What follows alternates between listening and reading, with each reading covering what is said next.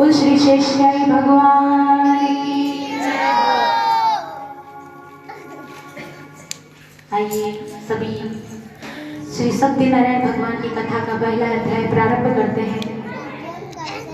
श्री सत्यनारायण कथा, व्रत कथा, ये कोई सिर्फ व्रत कथा नहीं है, ये महाकथा है। बच्चे बातें नहीं करेंगे, छोटे छोटे बच्चे। हर शब्द का कोई ना कोई मतलब होता है। ये एक महाकथा है, ये आपको सत्य की राह की तरफ लेकर के जाती है। ये ध्यान रखना, अगर कोई इंसान सत्य बोलता है वो ही नारायण की कृपा पा सकता है, वरना नहीं पा सकता। क्योंकि हमें भगवान को पाने के लिए भी तो वो भी तो कुछ मांगेंगे ना हमसे, ऐसे ही थोड़ी मिल जाएगी क्या? कुछ ना कुछ तो हमें भी त्याग करने पड़ते हैं, तब जाके वो हमें मिलते हैं। जैसे हम भोजन करेंगे तो हाथ को ऊपर तक ले जाएंगे तभी तो वो मुंह में जाएगा, ऐसे तो जाने वाला नहीं है। तो कुछ ना कुछ त्याग जरूर करने पड़ते हैं, सत्य की राह पर चलना पड़ता है, तभी जाके नारायण मिलते हैं। शास्त्र पुराण उठा के देख लो भले, जो सत्य की राह पर चले हैं उसे ही नारायण मिले हैं, ये ध्यान रखना। और जिन्हें नारायण मिल जाए तो फिर क्या आवश्यकता रह जाती है? कोई आवश्यकता नहीं रह जाती। फिर तो प्रभु है और आप हैं, उन्हीं के चरणों में पड़े रहना है। और अगर आपको नारायण मिल गए ना तो लक्ष्मी माता तो पीछे पीछे आएगी। नारायण भगवान के पीछे ही तो जाएंगी लक्ष्मी माता, और कहाँ जाएगी? उनके साथ ही रहना है। अब सवाल ये उठता है कि नारायण को पाना कैसे है? तो मैंने अभी भी कहा कि अगर हम सत्य को अपने जीवन में डाल दें, धारण कर ले, तो सत्यनारायण भगवान क्या कलयुग में भी भक्ति होती है भाई। भक्ति कर भक्त कलयुग में भी है, ऐसी बात नहीं है। लेकिन क्या वो ऐसे ऐसे कार्य कर देते हैं बीच में कि भगवान भी सोचते हैं भाई ये तो बीच में ही डगमगाता है, इसको इसके पास क्या जाऊं? तो जो सत्य बोलता है नारायण उसके साथ रहते हैं, और लक्ष्मी माता भी साथ रहती है। फिर क्या चाहिए? गृहस्थी को लक्ष्मी माता ही चाहिए। क्या चाहिए? क्या चाहिए? सुख चाहिए, समृद्धि चाहिए, तरक्की चाहिए, संतान चाहिए, अच्छा परिवार चाहिए। तो हम सत्य के मार्ग पर चलेंगे तो ये हमारे पीछे दौड़ेगा। लेकिन आजकल तो लोग बाग छोटे छोटे, जहाँ झूठ नहीं बोलना होता वहां पे भी झूठ बोल देते हैं। अरे अगला वाला क्या करेगा? थोड़ा सा बस सुना देगा, सुन लेना। गलती की है तो सुनना तो पड़ेगा। आजकल तो ये मोबाइल फोन ऐसे हो गए हैं, अगर कोई आपको फोन करता है, सभी के साथ होता है ऐसा, किसी एक के साथ नहीं कह रही, सभी के साथ होता है। अगर आपको कोई फोन कर दे, अगर आप टाइम पे नहीं पहुंच पाओ, आप घर के अंदर ही बैठे हो, अगर फोन आ जाए, रास्ते में चल रहा हूँ बस, आ रहा हूँ, आपकी दीदी हो या आ रही हूँ, आ गई मैं, बस ये पहुंच गया, सिर्फ 1 सेकंड। यहाँ झूठ बोलने की आवश्यकता थी कि यार बताओ, ये बताओ आवश्यकता थी क्या? वहां जाके इतना सा कह देना मैं थोड़ा सा अटक गया था, क्या अटक गई थी, कुछ काम आ गया था, कोई बैठा था तो निकल नहीं सका, इतना सा कहने पर अगर आप फोन पे भी सत्य बोल दो ना कि मैं अभी घर पे ही हूँ, तो अगला भी सोचे कोई सत्य ही बोल रहा है। उसको भी यही लगता है कि हाँ ये तो झूठ बोल रहे हैं, क्योंकि बार बार आप फोन करते हो, बार बार आपके पास फोन आता है कि अभी तक नहीं निकले, अरे रास्ते में आ रहा हूँ। तो यहाँ पर झूठ बोलने की आवश्यकता नहीं थी। झूठ जहां बोलो जहां पे किसी की प्राण संकट में हो, कोई संकट का कार्य हो, अगर झूठ बोलने से अगर वो कार्य टलता हो तो वहां झूठ बोलो। हर कहीं पे झूठ बोलोगे तो भगवान ये देखते हैं ये तो झूठ बोलते हैं, इसके पास क्या जाए। तो हमेशा सत्य की राह पर चलो। अगर आपको भगवान की प्राप्ति करनी है तो सत्य की राह पर तो चलना पड़ेगा। आजकल होता कहाँ है, लेकिन बस ये यहाँ पे कर रहे हो आप। हाँ सही बात है, सही बात है। यहाँ से बाहर निकलते ही वापस वही। यहाँ पे कोई नहीं करता है, मैं आपके बारे में नहीं कह रही हूँ, जो लोग करते हैं उनके लिए कह रही हूँ। कोई अपने ऊपर मत लेना भाई, मैं कह रही हूँ। तो जो सत्य की राह पर चलता है उसे नारायण मिलते हैं, और लक्ष्मी माता पीछे पीछे आती है, फिर तो किसी की जरूरत नहीं है। हो सके तो झूठ ना बोले, बिल्कुल ना बोले। सत्य में जयते, सत्य की हमेशा जीत होती है और झूठ हमेशा हारता है, ये ध्यान रखना। कभी ना कभी वो झूठ सामने आकर रहता है, कभी ना कभी, भले अभी नहीं आए, कल जरूर वो सत्य आपके सामने आता है। तो उस सत्य को आप पहले बोल दो तो झूठ बोलने की नौबत ही नहीं है। वो चिंता ही खत्म हो जाएगी, हमने झूठ बोला। तो आइए महाराज अपने जीवन में सत्य की मर्यादा को स्थापित करते हैं और श्री सत्यनारायण भगवान की कथा को प्रारंभ करते हैं। श्री सत्यनारायण भगवान की कृपा से आज हम यहाँ पर बैठकर सभी सत्यनारायण भगवान की कथा सुनने का हमें सौभाग्य प्राप्त हुआ है। ये कथा सर्वप्रथम श्री सूत जी ने, सबसे पहले तो नारायण भगवान स्वयं ने नारद जी को सुनाई थी, फिर सूत जी ने 88,000 ऋषियों को ये कथा सुनाई। देखिए महाराज, संसार में एक नैमिषारण्य वन है जहाँ पे पूरी पृथ्वी के संत, जितने भी संत थे वहां पे वहां जमा होते थे वो सभी। वहां पर कोने कोने से, धरती के कोने कोने से 88,000 ऋषि नैमिषारण्य वन में एकत्रित हुए, जिनमें ग्रंथों पुराणों के महाज्ञाता श्री सूत जी का आगमन होता है। सभी सूत जी को प्रणाम करते हैं। उनकी उम्र इतनी नहीं थी, सबसे छोटे थे, लेकिन सभी ने उनको दंडवत प्रणाम किया, हाथ जोड़कर प्रणाम किया कि आइए महाराज, आपके आने से हमारा जीवन धन्य हो गया है। आप पधारे, जैसे ऐसा लगा भगवान आ गए। आपने आकर हमारे बीच में हमारे जीवन को धन्य किया है।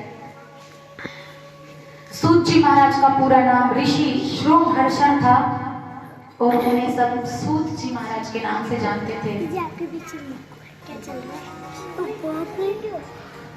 उन 88 और अभी की बात बता, अगर हम पहले के जमाने में अगर ऋषिगण जमा होते थे ना, कोई भी जमा होते थे, कोई भी भक्त जन, तो सिर्फ भगवान चर्चा करते थे। क्या करते थे?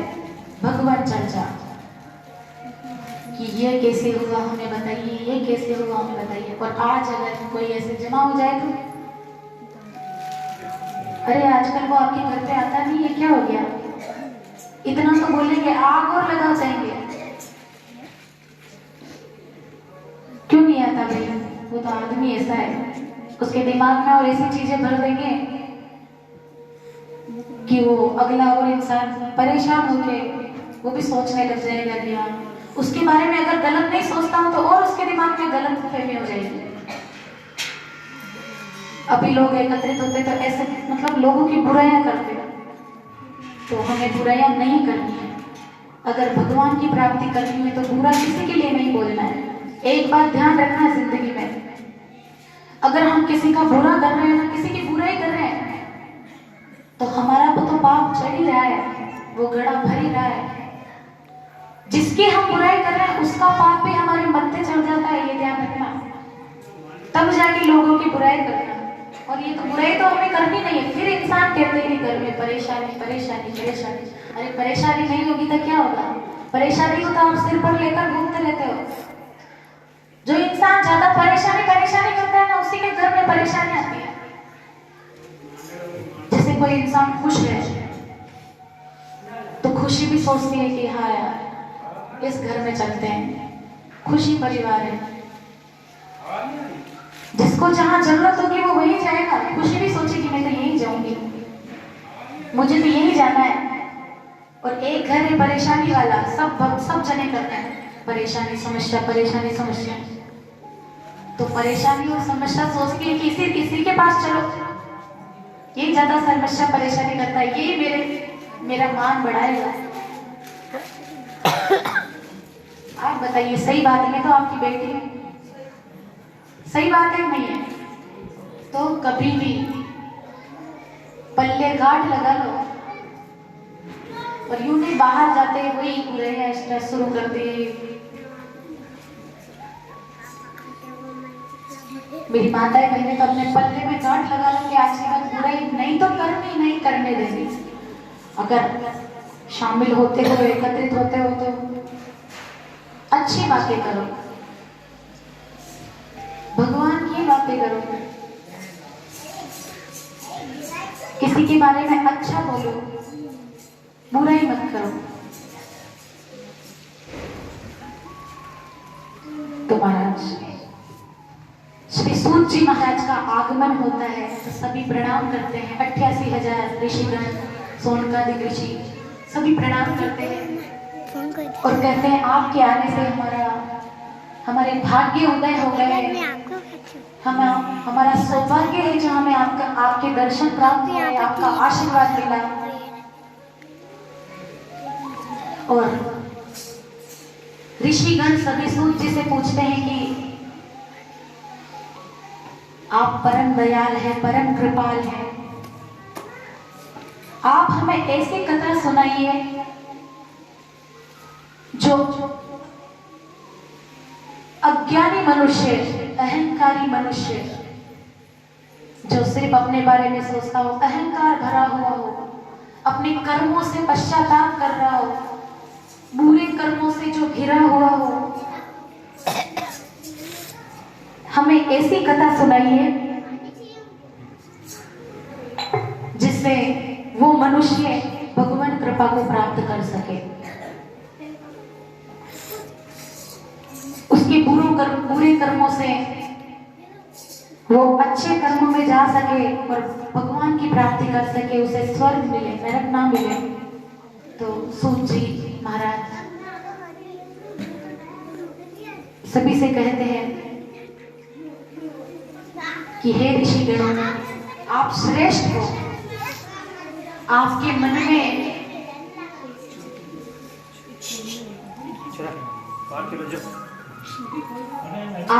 में बड़ा ही सुंदर प्रश्न उठा है। ये सुनकर के वो मुस्कुराने लगे और कहने लगे कि आपके मन में मानव कल्याण का भाव आया है, आप सभी अत्यंत श्रेष्ठ हैं।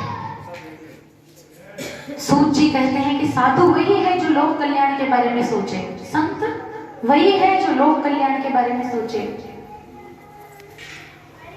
तो सूत जी कहते हैं देखो महाराज, आज जो आपने मुझसे प्रश्न किया है ना, यही प्रश्न नारद जी ने नारायण भगवान, स्वयं नारायण भगवान से किया था एक समय। जो आपने मुझसे आज प्रश्न किया है,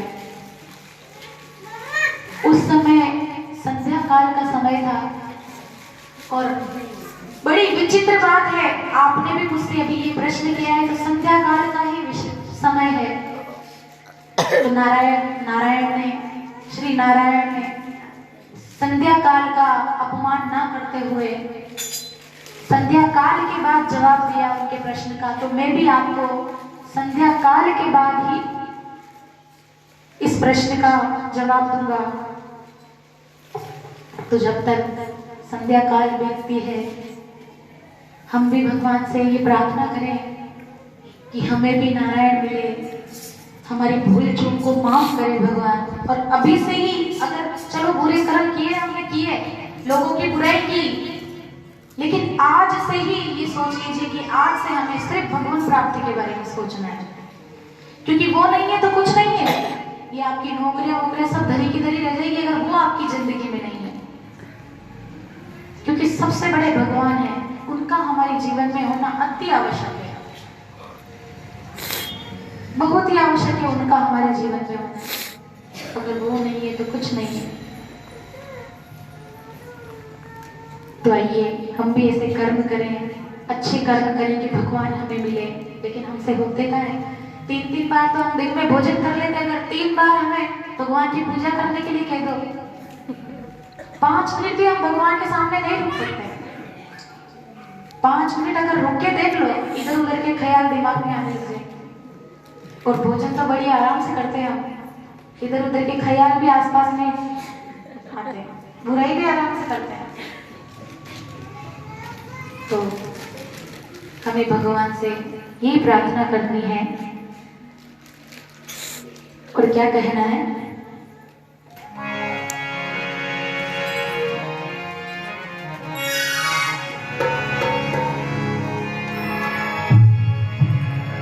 बोलिए श्री सत्यनारायण भगवान की जय, बोल लक्ष्मी नारायण भगवान की।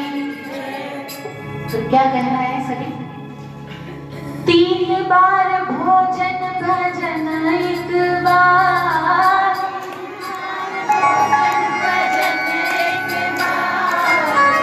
इसमें भी आते हैं झंझट हजार। आते नहीं आते, खाना तो हमें कितनी भी बार खिलाओ, भोजन तो कितने भी बार कराओ, कर लेंगे, नाश्ता कराओ, चाय पिलाओ, कितने भी बार, लेकिन उतनी ही बार हम, चलो उतनी बार ना करें, 3 बार भी भगवान के सामने जाके खड़े हो जाए तो झंझट आ जाते हैं। कभी कोई मिलने आ गया, कभी कौन आ गया, तो सभी क्या कहेंगे मिलकर, 3 बार भोजन भजन 1 बार, 3 बार भोजन 1 बार, इसमें भी आते हैं झंझट हजार,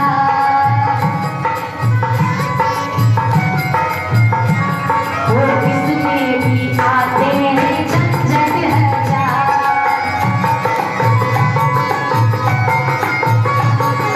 3 बार भोजन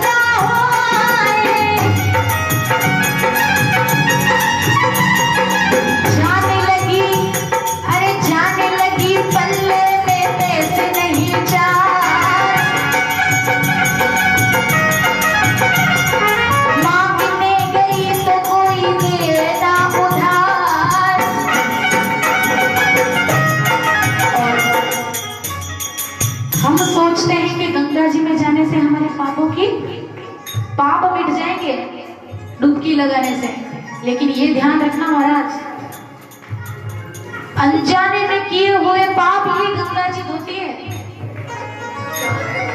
जानबूझकर नहीं। कहीं हमने जानबूझकर पाप कर दे तो चलो वहां चलते हैं और धोकर आ जाते हैं, वो पाप नहीं धुलेंगे, ये ध्यान रखना। अगर अनजाने में आपसे कोई पाप हो गया है तो वो भगवान भी देख रहे हैं कि अनजाने में हुआ है, तो वो पाप वहां धुल जाते हैं, लेकिन जानबूझकर किए हुए कभी नहीं धुलते, ये ध्यान रखना।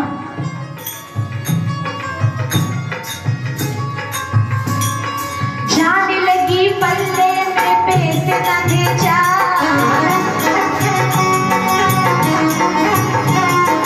उसमें भी आते हैं झंझट हजार।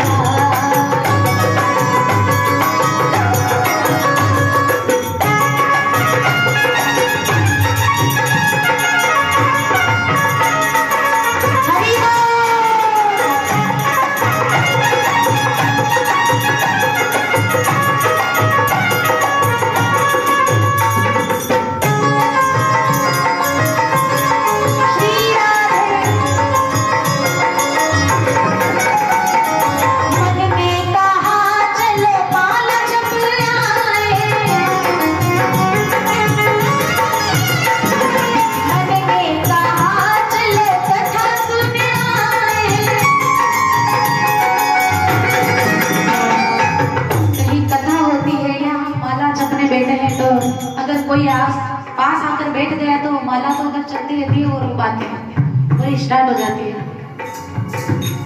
माला को तो छोड़ देते हैं लोग और वो उनकी बातें चल जाती है, और कथा हो रही हो आसपास तो ये गोडे बहुत दुखते हैं, मेरे घुटने बहुत दुखते हैं, कोई ले जाए तो चली जाऊं वरना कैसे जाऊं। कथा में तो इतनी अड़चने आ जाती है कि कैसे जाएं कैसे ना जाएं, और किसी की शादी ब्याह हो तो मेरे बिना तो ब्याह भी नहीं होना, मैं नहीं जाऊं तो शादी ब्याह में वही लोग जाके पहुंच जाते हैं। मैं भी कहा चलो कथा सुने आए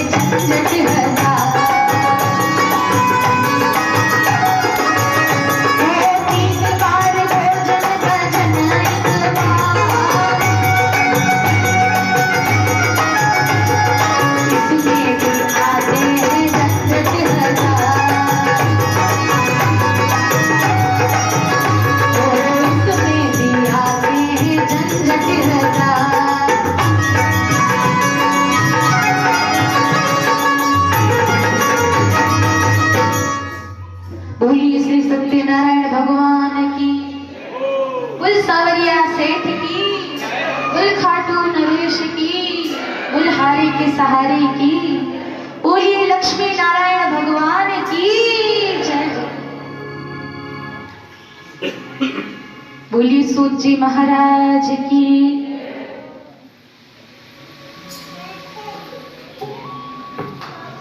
संध्या वंदन के बाद,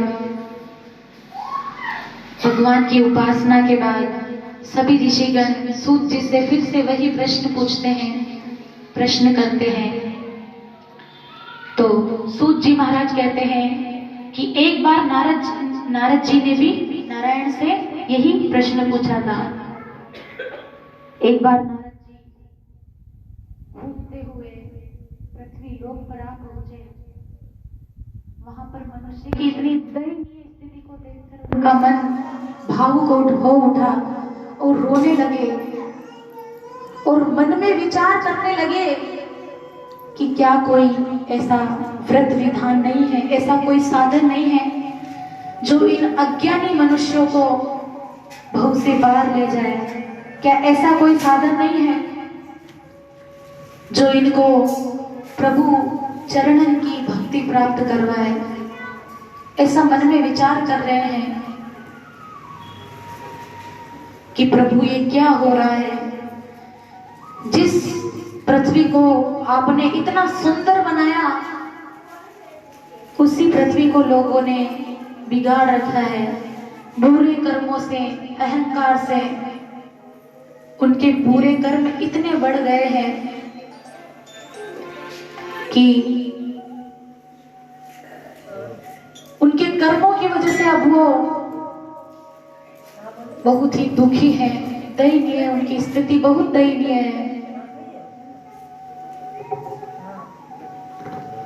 तो यही सोचते हुए नारायण भगवान श्री नारद जी नारायण भगवान के पास जा पहुंचे और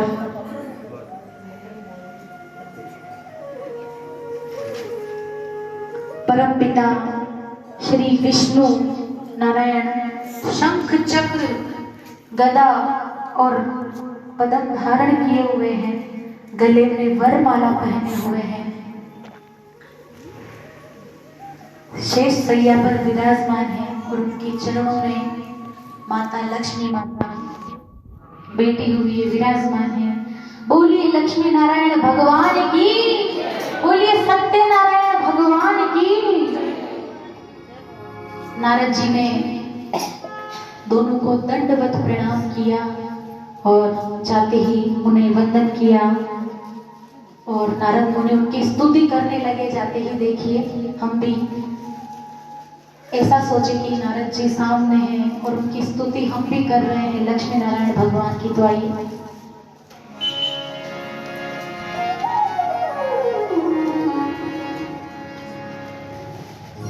बोली लक्ष्मी नारायण भगवान की। श्रीत कमला कुछ वंदन धृत कुंडल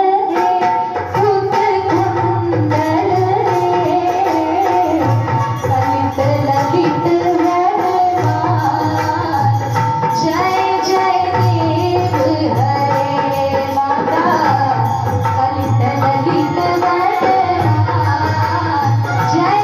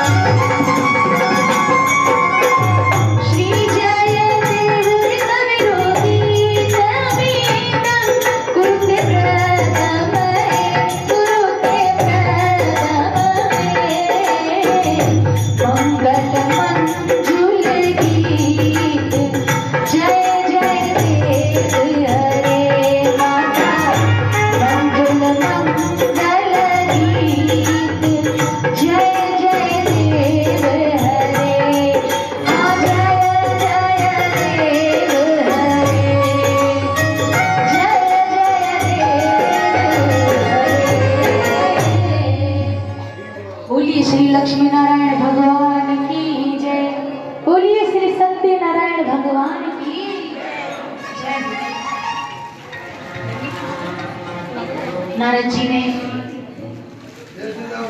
नारायण भगवान और लक्ष्मी माता की स्तुति की, उनको प्रणाम किया, दंडवत प्रणाम किया और उनसे निवेदन किया कि हे परम पालक, हाथ जोड़कर आप अंतर्यामी हैं, आप पालन करता है, आप सर्वभूतों के ज्ञाता है, आप ही अनादि है और आप ही अनंत है।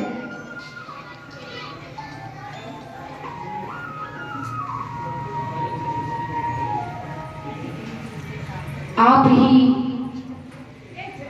आपकी शक्ति अतुलनीय है और असीम है, आपकी कृपा असीम है। आप सभी प्राणियों का उद्धार करने वाले हैं। देवर्षि नारद जी की ऐसी वाणी सुनकर नारायण भगवान ने मुस्कुराते हुए कहते हैं कि हे मुनिवर,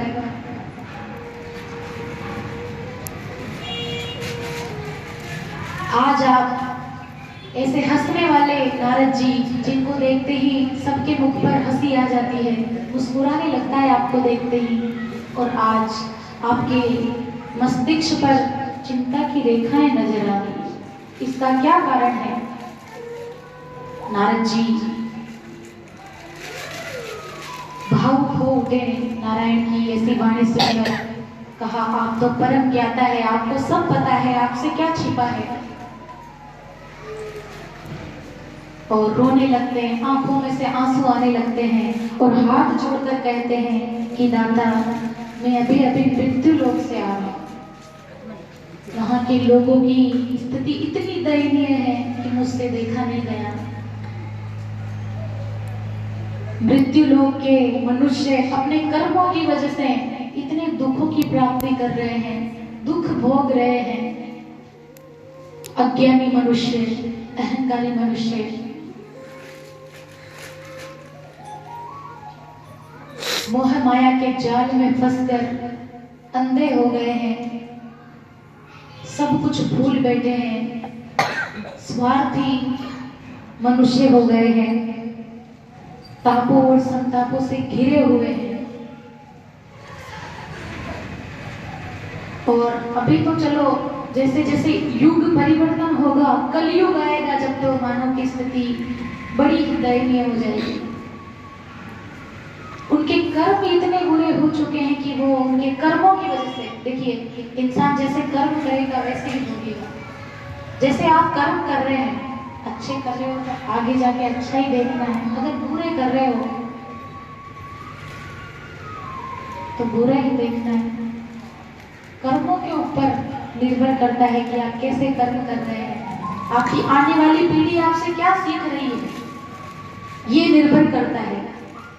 जैसा आप करोगे परिवार में, देखिए बच्चा परिवार से ही सबसे पहले संस्कार लेता है, बाहर तो दोस्तों में तो बाद में जाता है। परिवार वाले सिखाते हैं बच्चे को कि उसे कैसे करना है, क्या करना है,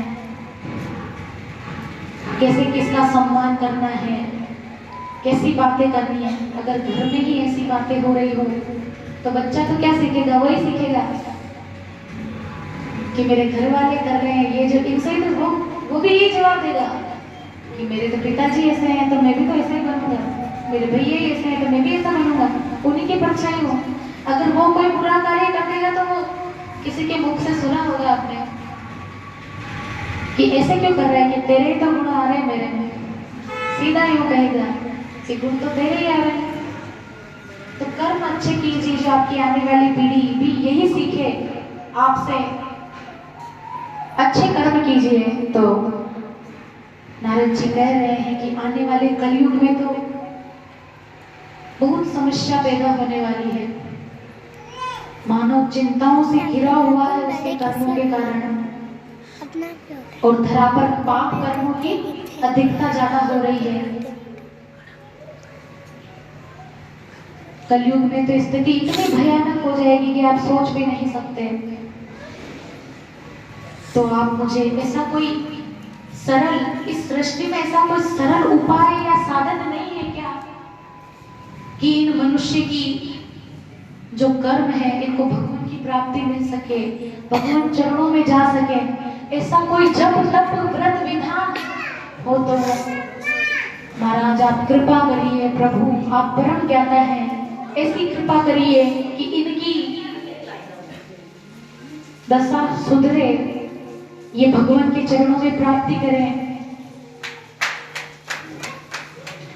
तो नारायण भगवान बोले कि हे नारद जी आप सर्वश्रेष्ठ हैं, आपके मन में मानव कल्याण की भावना जगी है, और जिसके मन में अगर किसी के प्रति अच्छी भावना जगे या उसके सुधार की भावना जगे तो वो उस मनुष्य से श्रेष्ठ व्यक्ति कोई नहीं हो सकता, कोई नहीं हो सकता। बहुत कम व्यक्ति मनुष्य इस संसार में ऐसे हैं जो दूसरों की कल्याण की सोचते हैं, वरना सब अपने बारे में ही सोचते हैं। सब स्वार्थी हैं कि मैं खुश रहूं बस, और किसी की जरूरत नहीं है, सब जाओ, मैं खुश रहना चाहिए।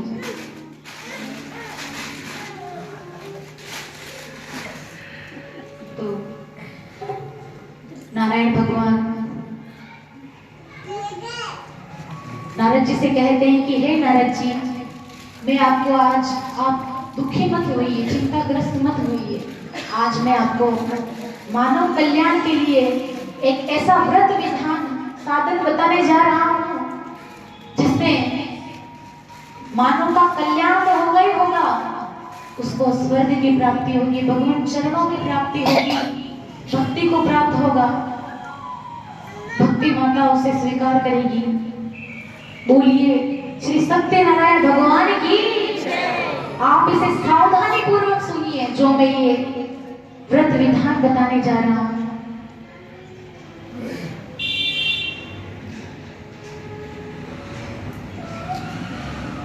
और नारायण की वाणी में स्वयं नारायण ने ये व्रत विधान बताया है नारद जी को सबसे पहले।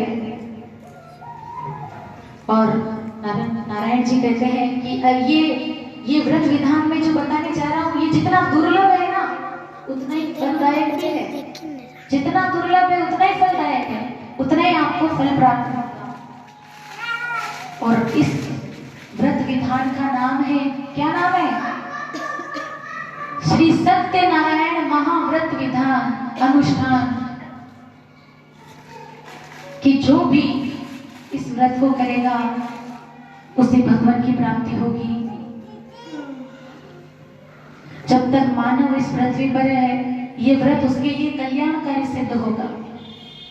श्री सत्यनारायण अनुष्ठान महाव्रत, ये कोई व्रत नहीं है सिर्फ, ये स्वयं नारायण ने बताया है कि इससे मनुष्यों का कल्याण होगा।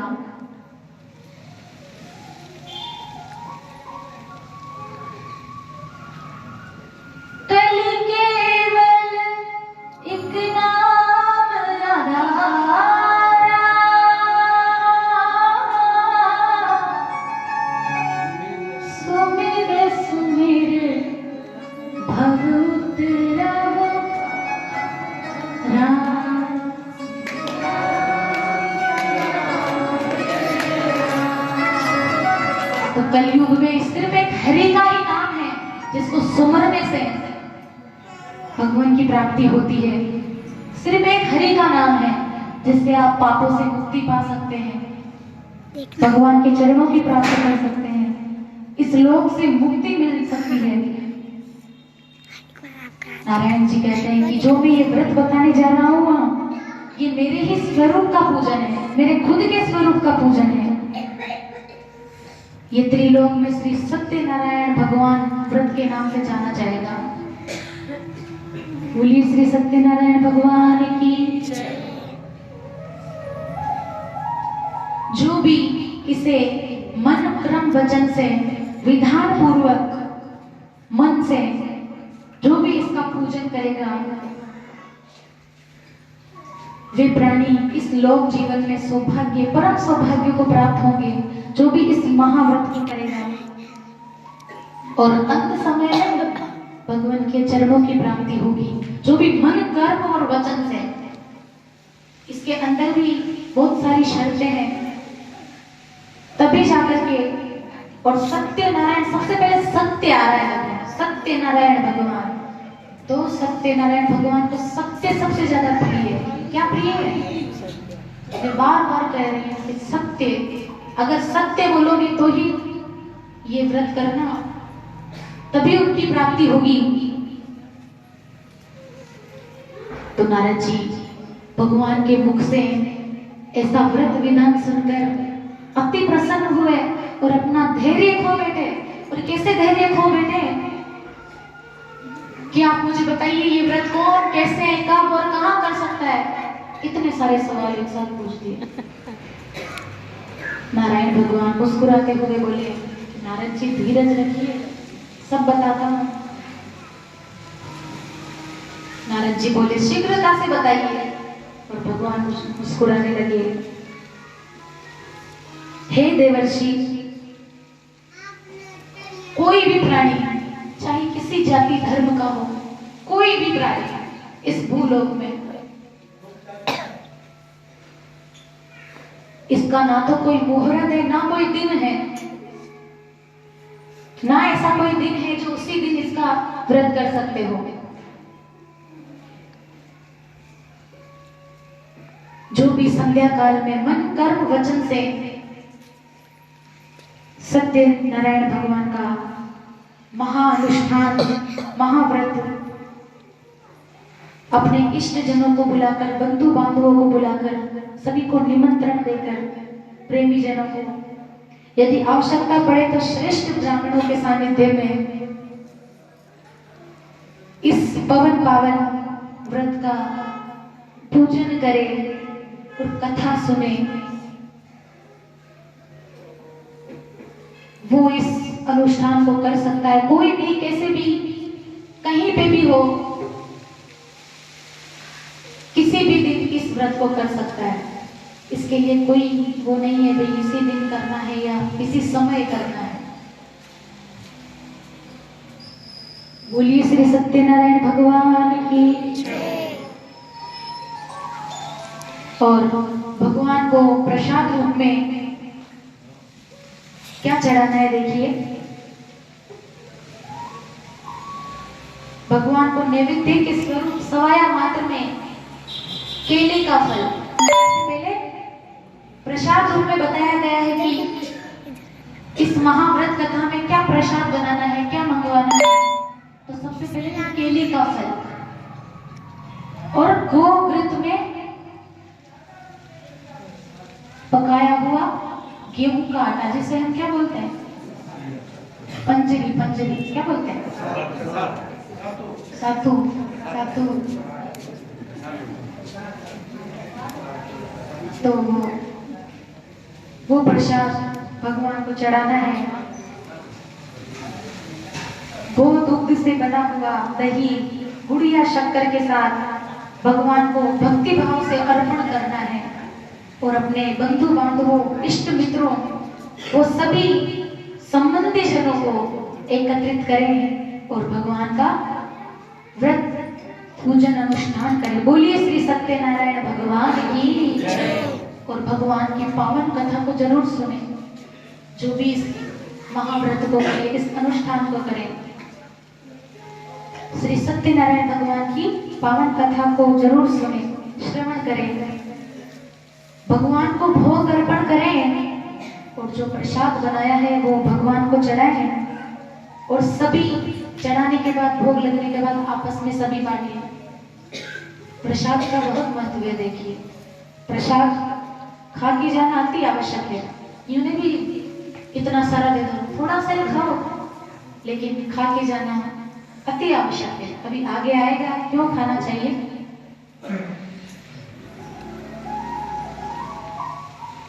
हे देवर्षि, ये अनुष्ठान मानव के लिए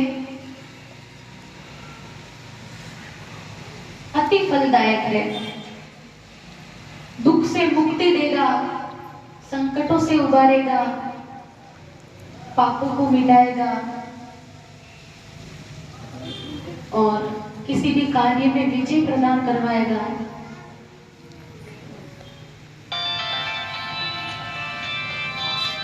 इससे बढ़कर कोई व्रत विधान नहीं है इस कलिकाल में। इससे बढ़कर कोई भी व्रत विधान नहीं है। जो ये स्वयं नारायण के शब्द है, देखिए उन्होंने खुद ने ये व्रत विधान, ये साधन बताया है कि अज्ञानी मनुष्य किस प्रकार से भगवान के चरणों की प्राप्ति कर सकता है, अपने दुखों कष्टों से मुक्त हो सकता है। इस प्रकार सूत जी सभी 88,000 ऋषियों को कहते हैं, ये कथा सुना रहे हैं और यहाँ पर हमारा श्री सत्यनारायण भगवान का पहला अध्याय समाप्त होता है यहीं पर।